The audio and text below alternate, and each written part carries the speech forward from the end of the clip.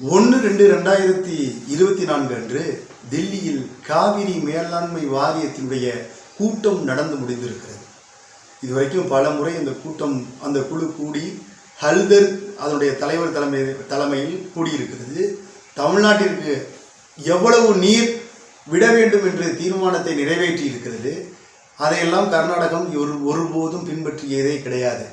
இதை பற்றி அந்த மாநிலத்தினுடைய முதலமைச்சரிடம் கேட்டால் அது வழங்கி இருப்பது ஒரு அறிவுரை தான், அதை நாங்கள் பின்பற்ற தேவையில்லை என்று சொல்லியிருக்கிறார் பகிரங்கமாகவே.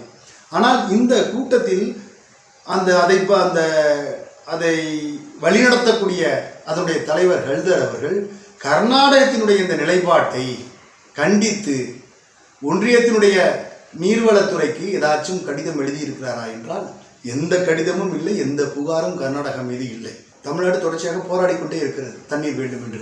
ஆனால் சமீபத்தில் குருவையும் போயிடுச்சு, சம்பாவும் போயிடுச்சு. இந்த பருவத்தில் கர்நாடக அணைகளில் முழுவதுமாக நீர் இருந்தும் கூட முதலாக தமிழ்நாட்டில் நீர் திறந்து விடாதது இதான் முதல் முறை.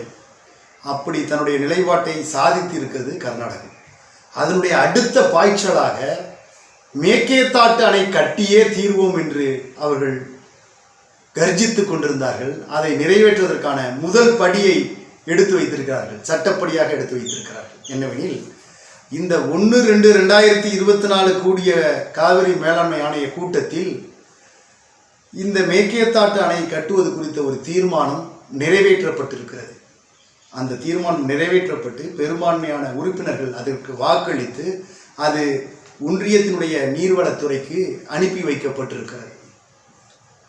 ஹல்தர் அவர்கள் இப்போ ஓய்வு பெற்றார். இதுக்கு முன்பாக அவர் வகித்த பதவி என்பது நீர்வளத்துறையினுடைய செயலாளராக இருந்த பொழுது என்ன செய்தார்? கர்நாடகத்திடம் இவர் வழியக்க போய் நீங்கள் மேகேதாட்டு அணையினுடைய திட்ட அறிக்கையை தாருங்கள், நான் அதை அங்கீகரிக்கிறேன் என்று கேட்டவர் இந்த ஹல்தர். அவருடைய பதவி முடிந்த பிறகு அவருடைய வயது கடந்ததனால் அந்த பதவியிலிருந்து அவர் ஓய்வு பெற்றார். ஓய்வு பெற்ற அவருக்கு இந்திய ஒன்றியத்தினுடைய தலைமை அமைச்சர் மோடி அவர்கள் இந்த காவிரி ஆணையத்தினுடைய தலைவர் பதவியை பரிசாக அளித்தார்கள். தமிழ்நாடு உள்ளிட்ட 5 மாநிலங்கள் அவருக்கு பங்கிட்டு ஊதியம் வழங்கி கொண்டிருக்கிறது. அப்படிப்பட்ட ஒரு நபரை போட்டதனால் இன்னைக்கு மேகேதாட்டு அணையுடைய தீர்மானத்தை நிறைவேற்றி நீராற்றல் துறைக்கு அனுப்பி இருக்கிறார். இதை சாதாரணமாக கடந்து செல்ல முடியாது. ஏனென்றால் மேகேதாட்டு அணை கட்டக்கூடாது என்று தமிழ்நாடு அரசு 2018 வழக்கு பதிவு செய்திருக்கிறது உச்சநீதிமன்றத்தில். அது நிலுவையில் இருக்கிறது. அப்படி இருந்த போதிலும் இதை நிறைவேற்றி கர்நாடக அரசிற்கு சாதகமாக தொடர்ச்சியாக செயல்பட்டு வருகிறார்.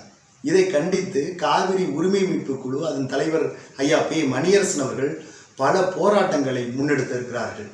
இந்த மேகேதாட்டு அணை தீவிரம் காட்டும் பொழுதெல்லாம் உழவர்களை ஒன்று திரட்டி அந்த தேன்கனிக்கோட்டை என்கின்ற தமிழ்நாட்டு எல்லைப்பகுதி வரை 5000 உழவர்களை அழைத்து சென்றவர் ஐயா பே மணியரசன் அவர்கள்.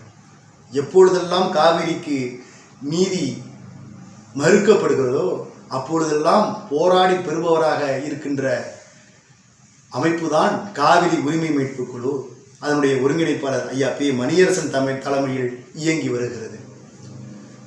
இந்த தீர்ப்பையும் இந்த தீர்மானம் நிறைவேற்றப்பட்டு நீராற்றல் துறைக்கு அனுப்பப்பட்டதையும் கண்டித்து வருகின்ற 16/2/2024 வெள்ளிக்கிழமை காலை 10 மணிக்கு தஞ்சையில் இந்த தீர்மானத்தை நிறைவேற்றுவதற்கு கர்நாடக அரசிற்கு சாதகமாக இருக்கின்ற ஹல்தர் அவர்களுடைய கொடும்பாவியை இருக்கிறார்கள். இதற்கு தமிழ்நாட்டு மக்கள் பெரும்பான்மையாக ஆதரவு தெரிவிக்க வேண்டும். ஏனெனில் இந்த அறவழி போராட்டம்தான் தமிழ்நாட்டு மக்களுக்கு காவிரி எவ்வளவு முக்கியம் என்று ஒன்றிய அரசிற்கு புரிய வைக்கும். ஏற்கனவே பாலாறை நாம் முழுவதுமாக இழந்து விட்டோம். இப்பொழுது பாலாறில் எப்பொழுது தண்ணி வருகிறது? ஆந்திராவில் முழு வெள்ளம் சென்றால் மட்டும்தான் தண்ணி வருகிறது. அதே போன்ற ஒரு சூழலை காவிரி படுகையில் உருவாக்க வேண்டும் என்று ஒன்றிய அரசு கருதுகிறது. அதற்கு பக்க துணையாக இருக்கிறது தமிழ்நாடு அரசு. மறைமுகமாக ஆட்சியாளர்கள் இருக்கிறார்கள். ஏனென்றால் ஆட்சியாளர்கள் மணல் கொள்ளையில் ஈடுபட வேண்டும் அல்லவா? அதற்கு ஆற்றில் தண்ணீர் இல்லை என்றால் தான் அவர்கள் அந்த கொள்ளையில் ஈடுபட முடியும். அதற்காக ஆட்சியாளர்களும் இந்த கூட்டத்தில் கலந்து கொண்ட தமிழ்நாட்டு அரசினுடைய பிரதிநிதிகள் வெறுமன எதிர்த்து வாக்களித்து விட்டு அமைதி காத்து விட்டார்கள். இந்த கூட்டத்தினுடைய மொத்த உறுப்பினர்கள் 5. அதில் 2 புதுச்சேரியை சேர்ந்த ஒரு உறுப்பினர், தமிழ்நாட்டை சேர்ந்த ஒரு உறுப்பினர்.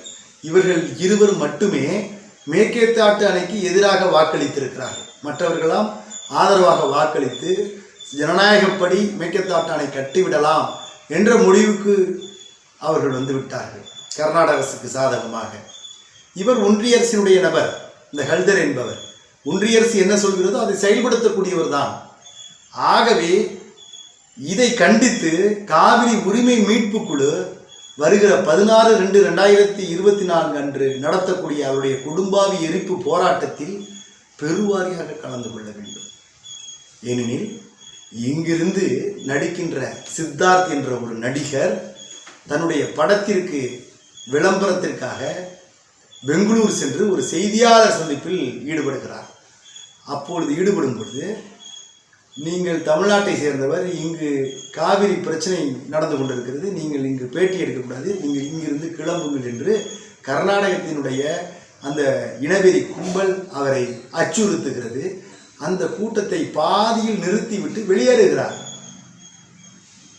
அப்பொழுதே கர்நாடக நடிகை ஒருவர், எங்களிடம் தண்ணீர் பிச்சை எடுக்கிறீர்கள், எங்களிடம் மின்சாரம் பிச்சை எடுக்கிறீர்கள் அப்படின்னு தமிழ்நாட்டை மிக கொச்சையாக ஒரு நடிகை பேசியிருந்தார், கர்நாடக நடிகை. இனி நான் தமிழ் படங்களில் நடிப்பதில்லை என்றெல்லாம் பேசியிருந்தார். ஆனால் இன்றைக்கு அதே நடிகை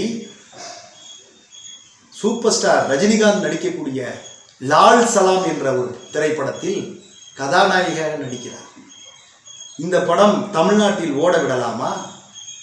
இதே கருத்தை தமிழ் நடிகர் யாராவது ஒருவர் முன்வைத்து கர்நாடகாவில் போய் நடமாட முடியுமா? இறங்கி அங்கே தன்னுடைய படத்திற்கு விளம்பரத்தை தேட முடியுமா? அந்த சூழ்நிலை உருவார்களா? ஆனால் நம்ம எதிர்த்து பேசிவிட்டு அவருடைய படம் இங்கு வெளியிடுவதை நாமே எதிர்பார்த்து காத்து கொண்டிருக்கிறோம். இந்த நிலை மாற வேண்டும்.